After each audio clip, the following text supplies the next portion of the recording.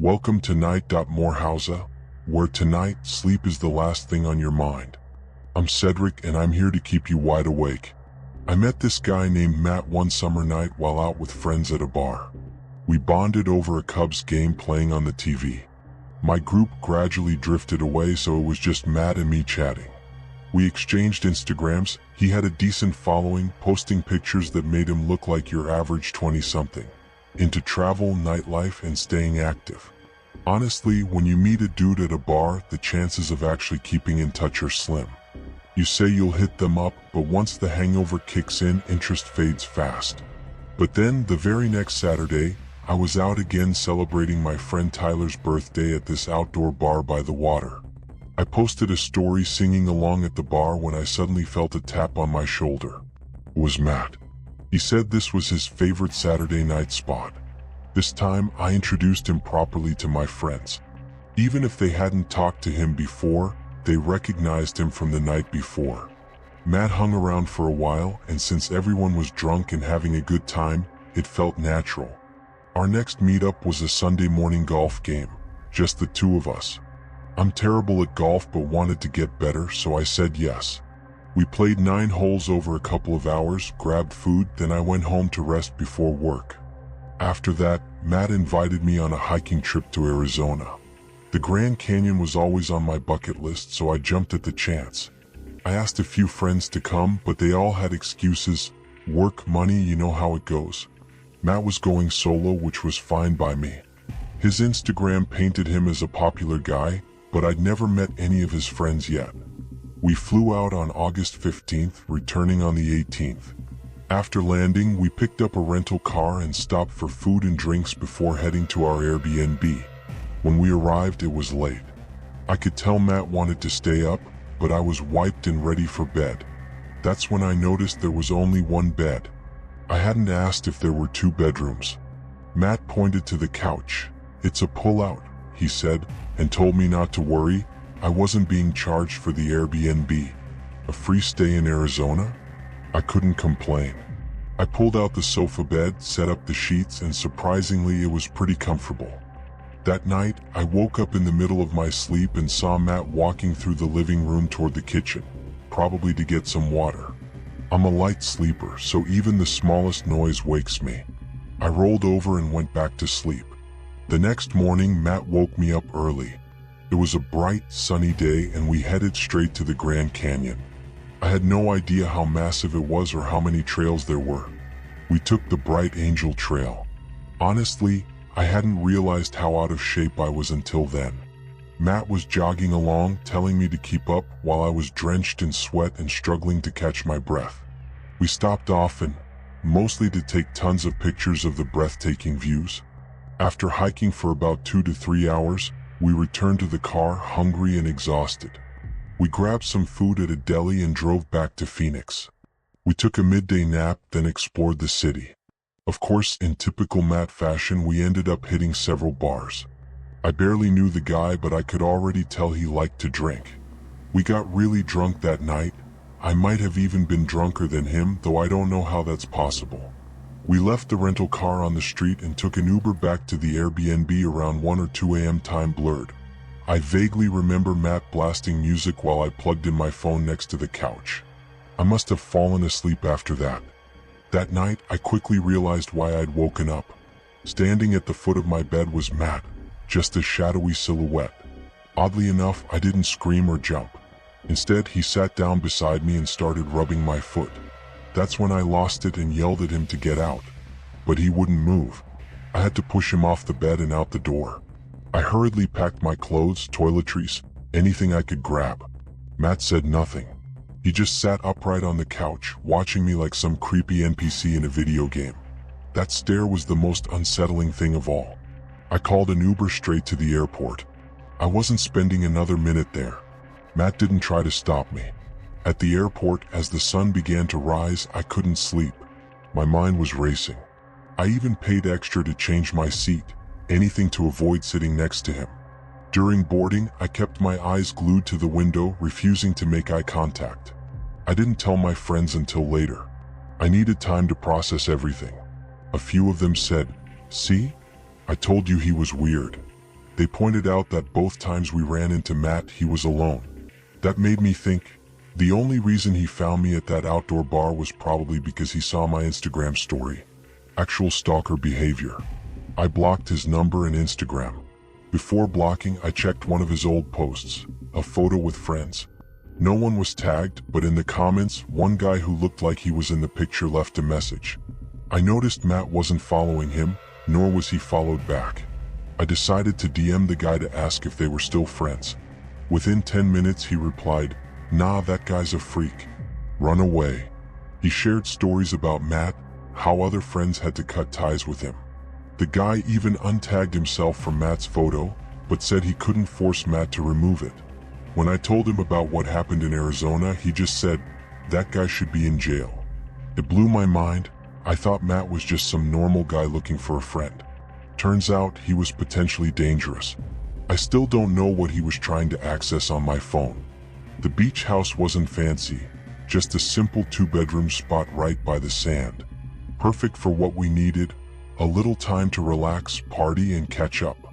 We drove down Friday afternoon. The weather was hot, upper 80s with that thick, humid air that clings to your skin. The moment we stepped into town, the smell of sunscreen and salt water hit us. We spent the day wandering the boardwalk, messing around in arcades and people watching. The beach was packed. Tourists everywhere, kids running with beach balls, families set up with umbrellas and coolers, and lifeguards shouting at people to stay out of restricted zones. Everything felt normal, a classic summer day. Later, back at the house, we grilled burgers, had some drinks, and started playing drinking games. By midnight, we were drunk and bored. Maybe Marcus suggested it, going back to the beach. There's something oddly peaceful about the ocean at night. The beach is nearly empty, the air cools off, and the only sounds are the waves. We didn't bring much, just hoodies in case we got cold, our phones, and a flashlight Jason grabbed from the kitchen drawer. No plans to swim, just hanging out, maybe walking along the shore. We took a side street to the wooden boardwalk, then down the steps to the sand. As expected, the beach was deserted. The waves rolled steadily, and the only light came from a few lamps along the boardwalk and the moon hiding behind clouds. It was barely enough to see where the water met the sand. We walked along the surf's edge, letting the cold water lap at our ankles. We joked, talked about random stuff, killing time. After a while, we stopped near one of the lifeguard towers, the old wooden ones they take down at night, and laid back on the sand, staring up at the sky. Then Jason suddenly sat up. "Is someone walking over there?" he whispered. We all turned to look where he was pointing. At first, I didn't see anything, just a dark blur near the shoreline. But then, there it was, a figure. A silhouette, walking slowly right where the water kissed the sand, about 50 or 60 yards away. We figured it was just another late-night beachgoer, maybe taking a walk like us. But their movement was off. Not a casual stroll, but stiff and slow, almost mechanical. Their arms didn't swing naturally, and their posture was strange. Their head tilted down, not fully, but as if scanning the sand. We stopped talking, watching quietly. Something about that put me on edge. I whispered, "What the hell are they doing?" Marcus suggested maybe they were just looking for something. Jason. We joked it was probably some drunk tourist who dropped their keys, so we laughed it off and went back to messing around. But I kept glancing at that figure. Minutes passed and then I noticed they'd stopped moving. Not walking anymore. Just standing there, completely still. And definitely closer now, maybe 30 yards away. That's when the unease started creeping in. We tried not to stare or shine our flashlight at them, but it was hard to ignore. Something about the whole scene felt wrong. Marcus finally broke the silence. "They've been standing there for like 5 minutes. Who just stands like that?" Then Jason said something that made my stomach drop. "He's not just standing, he's looking at you, Kyle." I wasn't sure if he was joking. I nervously laughed, "Nah, he's just looking at the sand." But Jason shook his head. "No, look closer. His head's tilted at you." Jason clicked on the flashlight and aimed it at the figure. I didn't want him to, but the beam hit the figure for a split second before flickering out. That moment was enough. I saw him, pale, almost grayish-white, shirtless, wearing wet jeans soaked from the ocean. His arms hung limply by his sides. His head was cocked at an unnatural angle, and his eyes were wide open, almost bulging. The second the light touched him, he moved fast. No warning, no build-up. He sprinted straight at us like a missile launched out of nowhere. We all screamed and bolted. Not a glance back. I could hear Marcus shouting, "Go!" behind me as our feet pounded the sand. My lungs burned as we sprinted to the boardwalk steps and up to the street. Only then did we stop and look back, but he was gone. The beach was empty. No footprints behind us, just the sound of waves. We stood frozen, trying to make sense of what just happened. The walk back to the house was silent. Once inside, we locked every door and window, pulled the blinds, and stayed up until dawn. None of us could sleep. I kept expecting knocks or to see that pale face at the window, but thankfully it never came. The next morning, we tried to laugh it off. Maybe just some crazy homeless guy trying to scare people. But deep down, none of us believed it. The way he moved, how he appeared from nowhere, the lack of footprints, it made no sense. We stayed one more night but didn't leave the house. We left early the next morning. Weeks later, Jason texted me. He'd been having the same dream over and over, waking up to see that pale figure standing silently in the corner of his room, soaking wet, head tilted, just staring. I didn't tell him I was having the exact same nightmare. Sometimes I wake up hearing wet footsteps in my hallway, but no one's ever there. Then, nearly a year later, I saw a photo in a local Ocean City Facebook group. Someone had snapped a grainy picture of that same figure standing by the water around 1 a.m. The comments chilled me. Dozens said they'd seen him too. Some said he stood there for hours. One person said they watched him walk into the water and never come back out. Another found wet footprints on their back porch 2 streets from the beach. No prints leading to or from them. I don't know what we saw that night, but I know this. I'll never go back to that beach after dark. The other boats were getting ready to leave too. So, Emerson and I, pretty drunk by then, started yelling and groaning for them to turn the music back on, keep the party going, along with a bunch of other dumb stuff. But nothing happened. We sat on the bow drinking again when Emerson suddenly said, "Dude, look." I turned and saw 3 people standing at the edge of the other boat just staring at us. My first reaction? I laughed. I was drunk. But Emerson kept staring, looking uneasy. I'm usually pretty laid back, not great at sensing danger, so I told him not to worry, they were probably just curious. But he kept watching, his face tight with discomfort. It was dark, only the boat's lights illuminating the silhouettes of those people. After a few minutes trying to shake Emerson out of it, I turned back and saw they hadn't moved, still staring at us. I thought it was a joke. So I grabbed the megaphone from the steering wheel compartment and said, "20 to watch, fellas." That pissed Emerson off. He said, "Something's not right, man." Just then I heard one of them laugh. A man's laugh, but it was wrong. Slow, low, raspy, sinister. That's when I started to feel uneasy too. Emerson stood up saying, "Let's get the hell out of here, bro. This ain't right."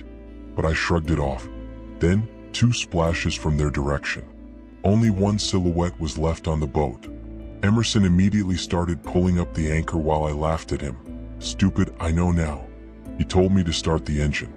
I was still laughing, watching him struggle with the anchor while drinking my beer. I didn't even hear the splashes close by. Emerson stopped and looked at me. I paused too. It was pitch dark. The boat's lights were off, so we couldn't see the water. I called out. Nothing. Even the splashing stopped. Suddenly, I freaked out, I saw a hand. I gunned the E. I quickly put I. Once we were. He started with. I agree. Looking back. Before. No way, I said.